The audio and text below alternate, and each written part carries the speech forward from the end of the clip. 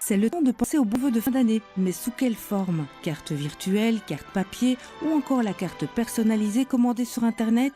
Voulez-vous le faire par mail ou par courrier? Tout est possible. On a cru la carte traditionnelle papier dépassée.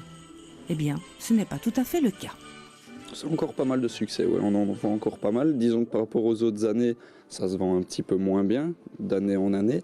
Maintenant, les gens achètent plus des cartes pour faire plaisir, plus que pour dire que voilà, on va envoyer à tout le monde. Non, ils sélectionnent peut-être plus pour vraiment envoyer la carte qui fera plaisir à une personne en particulier, quoi. Dans les années 90, les internautes se font plaisir avec les cartes purement virtuelles. C'est hyper tendance, d'autant plus qu'elles sont gratuites. Aujourd'hui, elles posent un petit problème. À cause de certains problèmes technologiques, de très belles e-cartes vont passer dans les courriers indésirables, parce que c'est pris comme courrier promotionnel publicitaire. Et donc malheureusement aujourd'hui, il y a toute une série de destinataires qui, malgré l'envoi de cette e-carte, ne vont pas l'avoir tout simplement. Depuis peu, les smartphones ont aussi leur appli carte de vœux, comme chez Bipost. Mais tout de même, la tendance est ailleurs. C'est vraiment le pont entre l'aspect virtuel et l'aspect papier.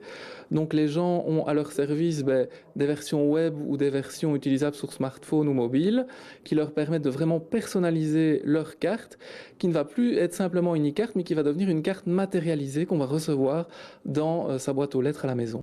Mais gare à la mauvaise surprise. Exemple, sur Vistaprint, vous découvrez un lot de 10 cartes à faire imprimer pour 4,99 €, merveilleux.